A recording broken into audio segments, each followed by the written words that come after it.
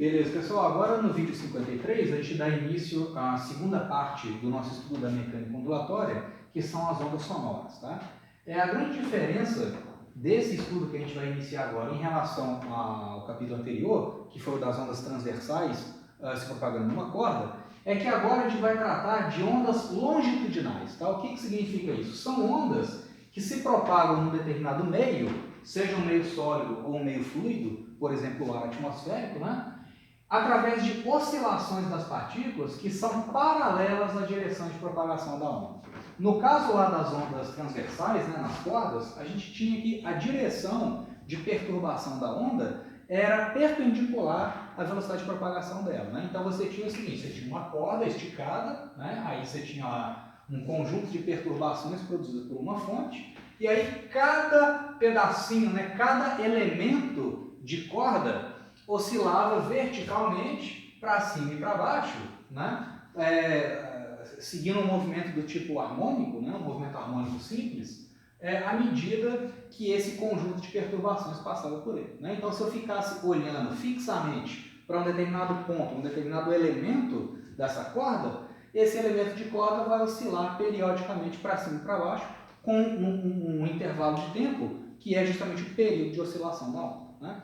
Agora aqui essas oscilações, né, são perpendiculares à direção de propagação da onda, né? A onda se propagava nesse sentido, V, né? E os elementos de corda não eram arrastados pela corda, né? Eles eram colocados para oscilar em torno da posição de equilíbrio, que era o eixo X. Tá? Agora aqui é diferente. Aqui a situação é a seguinte: à medida que uma onda sonora, né, uma onda longitudinal se propaga no meio, as partículas daquele meio vão oscilar em torno da sua posição de equilíbrio paralelamente à direção de propagação da onda. Tá? Então, no caso de ondas sonoras, mais fácil a gente visualizar esse fenômeno, né? Enxergando propagação do som no meio fluido, por exemplo, o ar atmosférico. Tá? Então, digamos que você tem aqui uma tubulação, tá, horizontal, beleza? E aí eu tenho, né, inicialmente, o ar atmosférico preenchendo completamente esse tubo. Aí eu vou chegar aqui na extremidade esquerda desse tubo e vou colocar um pistão, né, um pistão móvel. Então eu vou pegar esse pistão e vou fazendo um movimento de vai e vem nele. Então eu movimento ele para cá, depois para a esquerda, para cá, para a esquerda, periodicamente com uma certa frequência, tá legal? Que depois vai ser a frequência de oscilação da onda, né? Então esse movimento de vai e vem vai produzir perturbações longitudinais naquela onda e essas perturbações vão se propagando ao longo dela. Então quando eu pego esse pistão aqui e movimento ele rapidamente para a direita, por exemplo, eu vou comprimir os elementos de volume, né, os elementos de massa desse fluido que estão aqui nas proximidades do lado esquerdo do tubo. Então, quando eu pego esse pistão e movimento ele para cá, eu vou comprimir adiabaticamente essa massa de fluido que está nas proximidades do pistão. Quando eu pego esse mesmo pistão e movimento ele para a esquerda, eu vou produzir uma expansão adiabática, né, porque o processo é rápido, então não dá tempo daquelas partículas trocarem calor com o meio externo, né? Então, quando eu pego esse pistão e movimento ele para o lado esquerdo, por exemplo, eu vou produzir uma expansão adiabática nessa região do meu fluido, né? As partículas vão ficar mais afastadas umas das outras e esse processo de expansão é aproximadamente adiabático, né? Então, esse padrão de compressão, regiões de compressão e regiões de rarefação daquele meio, eles vão se propagar ao longo de todos os elementos de volume, todos os elementos de fluido que compõem aquele meio, né, onde a onda está passando. Então, eu vou produzindo sucessivamente esses padrões de compressão e de rarefação, compressão e de rarefação. Então, esses pulsos de compressão e de rarefação vão sendo transmitidos ao longo de todo o tubo. E aí, quando eu faço isso sucessivamente, eu vou fazendo isso várias vezes com uma certa frequência, eu vou formar então um padrão de onda longitudinal. Então, eu vou ter regiões de alta compressão do fluido e regiões de rarefação, né? Regiões de alta compressão e regiões de baixa compressão. São as regiões de compressão e de rarefação sucessivamente, né? A distância entre duas regiões de compressão ou duas regiões de rarefação é justamente o comprimento de onda. tá? E aí, digamos que eu possa, né, vamos pegar uma porção, né, um pedacinho desse tubo aqui na posição X, tá? Então, vou analisar o comportamento dos elementos de fluido nessa região aqui do tubo, tá? Então, vamos pegar essa parte aqui do tubo e vamos dar um zoom nela, né? Vamos supor que a gente pudesse fazer isso. Então, vou analisar o comportamento do fluido nessa região. Então, trazendo isso daqui para cá, vamos analisar agora o comportamento de um elemento de fluido infinitesimal de tamanho ΔX, tá? Então, essa posição X aqui, ó, é a posição de equilíbrio desse elemento de fluido. À medida que a onda passa por ele, ou seja, à medida que essas regiões de alta compressão e de baixa compressão vão passando sucessivamente por essa parte do tubo, esse elemento de fluido ele vai oscilar periodicamente em torno da posição de equilíbrio. Isso acontece por quê? Porque à medida que a onda passa por ele, eu tenho diferenças de pressão entre a face esquerda e a face direita desse elemento de fluido, né? Então, como resultado disso, eu vou ter uma oscilação em torno da posição de equilíbrio. E essa oscilação, ela acontece ao longo do tubo, não é na perpendicular, é na direção longitudinal. A onda se propaga para a direita, né, com esse padrão de perturbações, né, compressão, rarefação, esse padrão ele se propaga no meio com uma certa velocidade v, que a gente já vai discutir quanto que vale essa velocidade v, né? Depende das características do meio, tá? Então, aqui eu tenho a direção de propagação desses padrões de compressão e rarefação, e aqui eu tenho a direção de oscilação desse elemento de fluido. Então, você vê que a direção de oscilação ela é paralela à direção de propagação da onda. Okay? Essa é a diferença fundamental em relação às ondas transversais. Tá? Então, lá no caso das ondas transversais, eu tinha o seguinte, né? Eu tinha aqui a corda, né? E aí a gente fez uma análise das tensões, né? Das forças que atuavam em cada elemento de corda. Né? Então, se eu pegava aqui um pedacinho dessa corda e analisava as tensões que atuavam em cada extremidade desse elemento de corda, eu tinha uma tensão numa direção e uma tensão na outra direção. A resultante das duas é o que fazia esse elemento de corda oscilar para cima e para baixo. Aqui é uma situação parecida, só que ao invés de eu ter tensões aplicadas numa corda, eu tenho diferenças de pressão entre a face esquerda e a face direita desse elemento de fluido. E essas diferenças de pressão, elas surgem devido à propagação da onda, né? Devido à propagação desses padrões de alta compressão e de baixa compressão, né? Então eu vou ter que esse elemento vai oscilar em torno da sua posição de equilíbrio. Isso acontece para cada elemento de fluido no interior daquela tubulação, tá legal? Onde a onda está passando, né? Então aqui a gente, para não confundir, né, a posição de equilíbrio X do elemento de fluido com o deslocamento dele em relação à posição de equilíbrio, eu vou usar essa função S de xt. Lá nas ondas transversais, eu usava o y de xt, né? Porque era a distância daquele elemento de fluido em relação à linha média, em relação à posição de equilíbrio da corda. Aqui eu vou ter um deslocamento S de xt. É o deslocamento horizontal desse elemento de fluido, o deslocamento S, em relação à posição de equilíbrio, né? Então, na posição de equilíbrio, esse elemento de fluido está na posição X do tubo, né? À medida que esse elemento de fluido se desloca, eu tenho então esse S de xt, né? Que mede a deformação, né? Ou vamos dizer assim, a distância do elemento em relação à posição de equilíbrio, tá? E esse Sn e menos Sn são as amplitudes, né? É o máximo de deslocamento para um lado ou para o outro daquele elemento de fluido em relação à posição de equilíbrio, tá? Como esse camarada oscila periodicamente, então eu vou representar essa oscilação usando uma função periódica, um seno ou um cosseno, igual a gente fez no caso das ondas transversais em cordas, tá? Então a representação matemática mais simples possível para a oscilação desse elemento de fluido é uma função desse tipo aqui, ó. S de xt é a minha função de onda, só que é uma função de onda longitudinal, né? Então, a S de xt é a posição x de cada elemento de fluido ao longo do tubo em cada instante de tempo, né? Ou seja, para cada porção, né, para cada posição x da minha tubulação aqui, ó, qual que é o distanciamento daquele elemento de fluido em relação à posição de equilíbrio, num certo instante de tempo, né? Então, é simplesmente esse deslocamento aqui daquele elemento de fluido, né, em relação à sua posição de equilíbrio num certo instante de tempo, tá?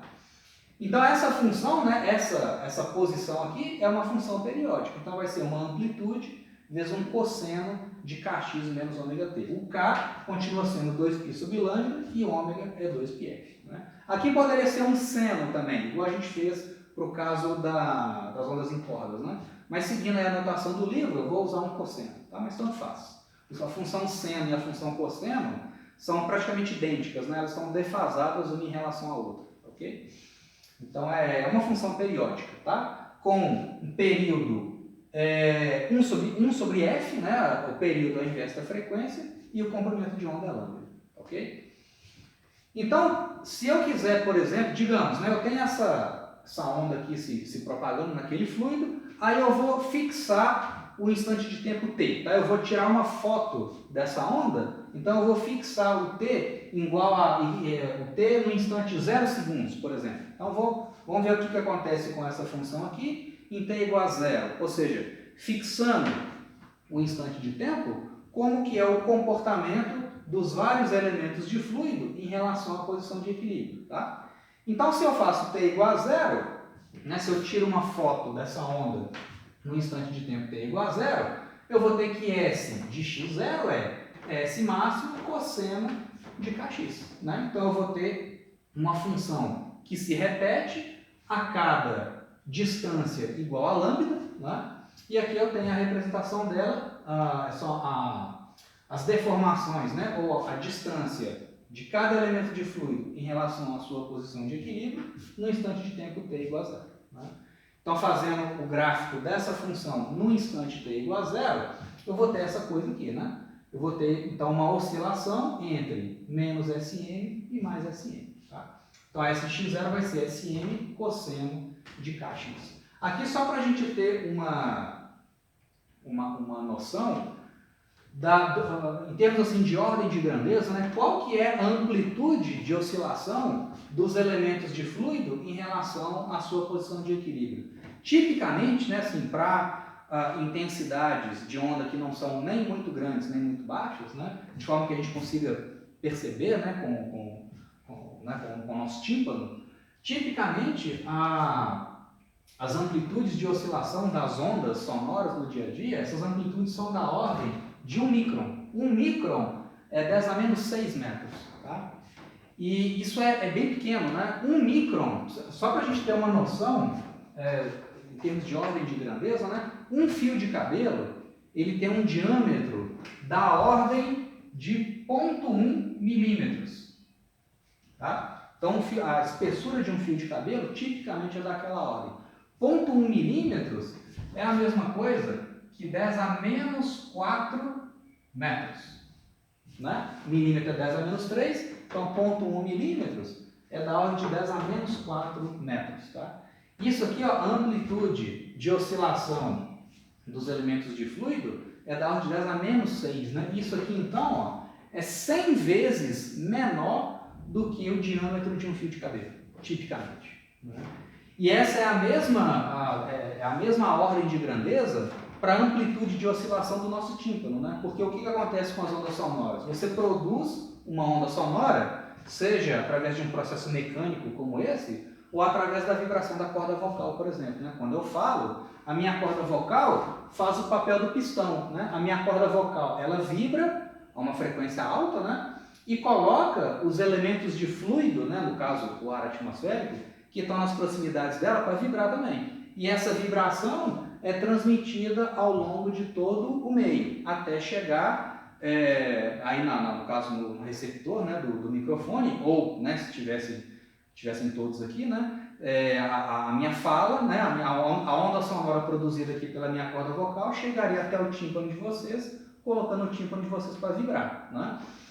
E essa amplitude de vibração do nosso tímpano é da ordem de 10 a menos 6 também. Ou seja, a amplitude de vibração dessa películazinha, né, que é o nosso tímpano, ela é tipicamente 100 vezes menor do que a espessura de um fio de cabelo, né? Então é realmente um detector bastante sensível. Tá legal?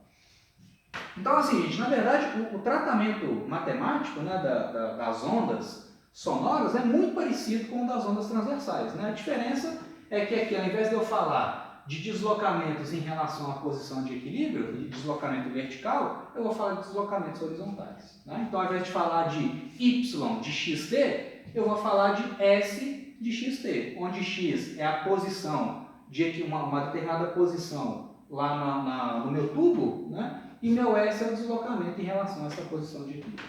Tá legal?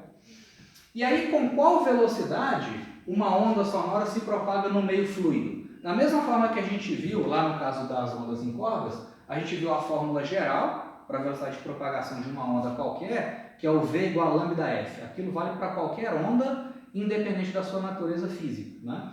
Mas eu tenho as fórmulas específicas, que dependem das características daquele meio. No caso da corda, a fórmula específica da velocidade era a raiz de t sobre μ, a gente deduziu isso, né? Para o caso das ondas sonoras, vai ter uma fórmula específica também, tá?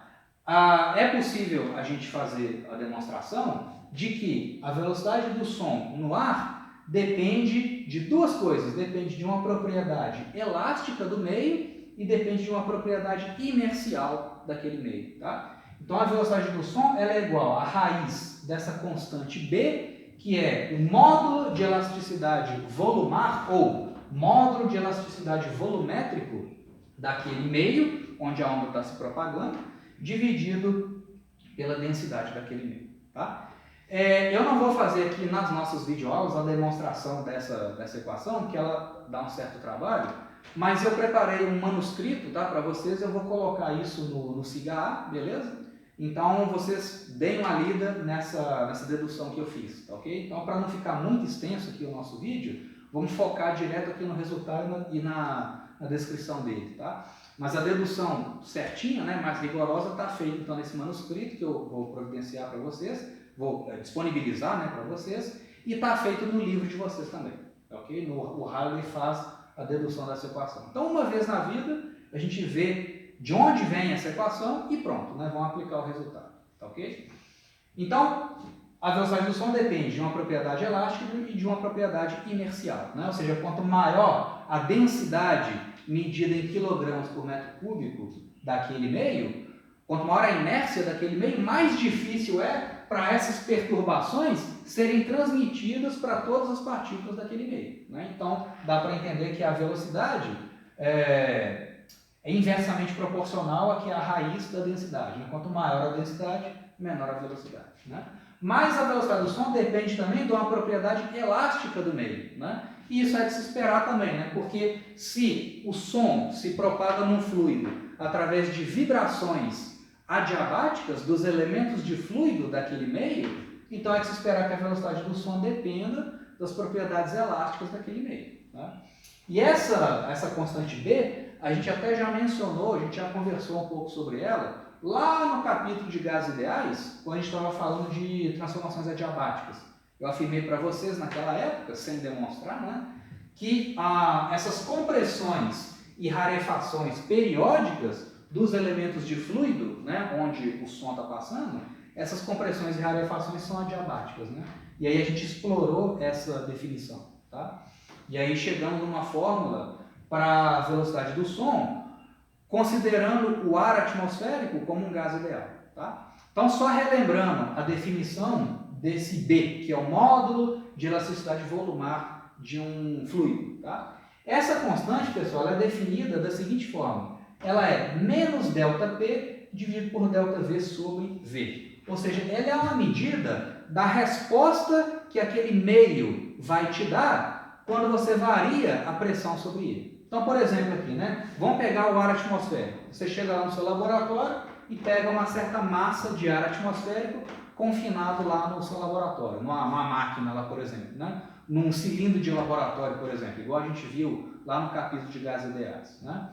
Então você tem uma certa amostra de ar atmosférico confinada lá num cilindro de laboratório. Tá? Digamos que a pressão que está atuando naquele elemento de fluido é P0, pode ser a pressão atmosférica, por exemplo, né? E o volume daquela amostra é V0. Aí você chega lá no seu laboratório e aumenta a compressão sobre aquela amostra. Então aumenta a pressão externa sobre aquela amostra. Tá? Então a sua pressão, a pressão externa, né? Ela passa de P0 para P0 mais ΔP. ΔP ali é positivo. Tá? Então você está aumentando a compressão sobre essa amostra de gás, por exemplo, né? De ar atmosférico. Se você aumenta a compressão, o volume dele tende a diminuir. Então o volume passa de V0 para VF. O que é o ΔV? É o volume final menos inicial. É o tanto que ele contraiu.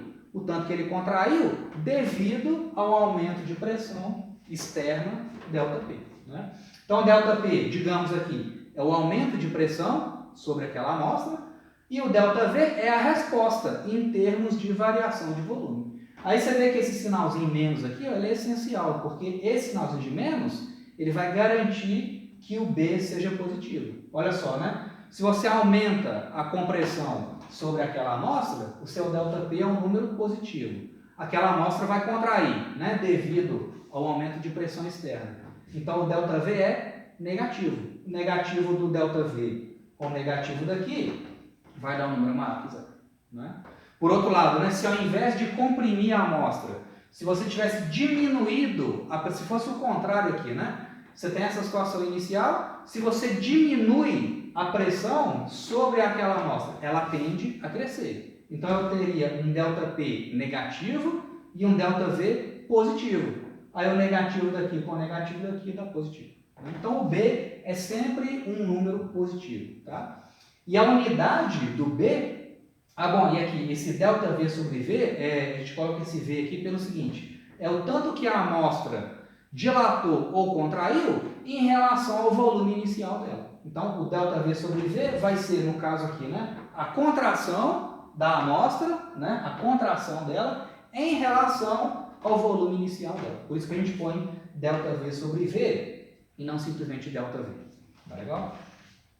Então seria aqui a diminuição fracional, né, do volume ou a dilatação fracional do volume daquela amostra em relação, né, ao volume inicial. Tá? Então essa é só uma definição. Unidade de B, aqui não tem unidade, né, que é metro cúbico por metro cúbico, vai cortar, vai sobrar a unidade de pressão, que é Newton por metro quadrado.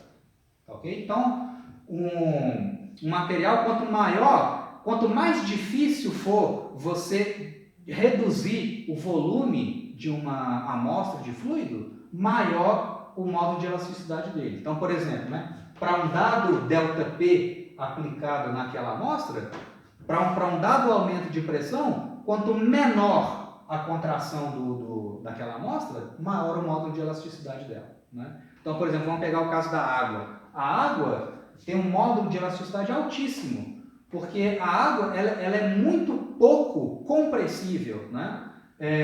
Então, se você tem que aplicar, para você produzir variações apreciáveis no volume da água, você tem que aplicar aumentos de pressão absurdamente altos, né? Para você variar só um pouquinho o volume dela. Né? Então, no caso da água, o B dela é extremamente elevado. Para você causar um ΔV pequeno, você precisa de um ΔP muito elevado. Então, o modo de elasticidade volumétrica da água é muito mais alto do que do ar atmosférico, por exemplo. Né? Eu não coloquei aqui valores, mas dá para entender. Né? A água tem vamos dizer assim, isso aqui é o análogo da rigidez elástica de um material. Né? Então a água é muito mais rígida em termos de variações de volume do que o ar atmosférico, por exemplo. Okay? E a velocidade do som depende disso. Tá? E aí, só para fechar, né, quando a gente estudou processos adiabáticos, né, eu falei para vocês o seguinte, no caso do som, essas variações ΔP e ΔV, elas são justamente adiabáticas. Né? Então eu conseguia usar aquela equação de estado dos gases ideais, né, eu conseguia usar o P vezes V elevado a gama como sendo uma constante, eu usava isso para calcular a razão ΔP por ΔV. Né? Eu fazia o ΔP, a derivada do ΔP em relação ao volume, usando essa expressão aqui, considerando que o ar atmosférico é um gás ideal. Né? Isso aqui vale para gases ideais. Né? Então, considerando que o som se propaga no ar atmosférico, que é um gás ideal aproximadamente, mediante compressões e rarefações adiabáticas do ar, então eu posso calcular o ΔP por ΔV, essa derivada parcial aqui, né? ΔP por ΔV, usando a equação de estado para processos adiabáticos. Isso aqui a gente já fez, esse exercício a gente já fez lá no capítulo de gases ideais. Ok? Então agora, gente, a tarefa nossa no próximo vídeo é entender o seguinte, ok, eu já sei que os elementos de fluido oscilam em torno da posição de equilíbrio. Cada um deles se comporta dessa forma. O que eu quero saber agora é o seguinte, como que é a variação de pressão no interior do fluido à medida que a onda se propaga nele. Né? Ou seja, essas regiões aqui estão submetidas a esses elementos de fluido na região de compressão do ar, eles estão submetidos a uma pressão maior do que na área onde o ar está rarefeito. Como que são essas variações de pressão ao longo da onda sonora, ok? Então a gente vai usar essa expressão aqui, tá? E vamos usar essa expressão e essa aqui. Vamos fazer uma análise da variação das pressões no interior desse fluido, à medida que a onda se propaga por ele, tá? Então essa vai ser a tarefa nossa no vídeo 54.